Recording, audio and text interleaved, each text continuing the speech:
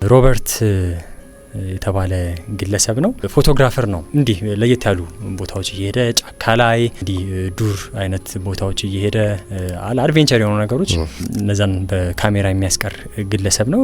ሮበርት ላንድስበርግ ይባላል። ይህ ግለሰብ በስራው ላይ እንዳለ እንደሞተ ነው የሚነገረው። ሴንት ሄለንስ የተባለ አንድ ተራራ አካባቢ ላይ ፎቶግራፍ እያነሳ እያለ እሳተ ገሞራ ይነሳል እና ያደረገው ነገር ነው የሚገርመው። እሳተ ገሞራው በጣም በቃ እየተስፋፋ እየመጣ ነገር ነበርና ሊያመልጥ እንደማይችል አውቆታል እሱ አካባቢ ላይ እና ምንድነው ያደረገው? የሚገርም ፒክቸርም አንስቷል። አሁን ይሄን አየሁ አይደል? በብላክ ነው በ1980 አካባቢ ተራራው አለ። ከዛ ደግሞ ጉሙ ጭስ ሲሸፍነው አይነት ነገር። አዎ እና ይሄ አሁን በጣም ትልቅ የሚባል ታሪክ ነው።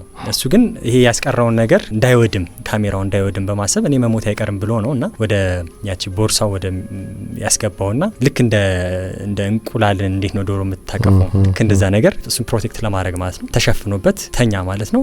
እሱ መሞቱ አልቀረም፣ ሞተ። ግን ያን ነገር እሱ ስለሸፈነው ጉዳት ሳይደርስበት እንግዲህ ስራው እስካሁን ድረስ ይሄ እሱ ያስቀራቸው ይሄ ቮልካኖ ምስል ሌሎችም ሊተላለፉ ችለዋል ማለት ነውና የከፈለው መስዋዕት ነው ሲባል በጣም የሚያስገርም ነው።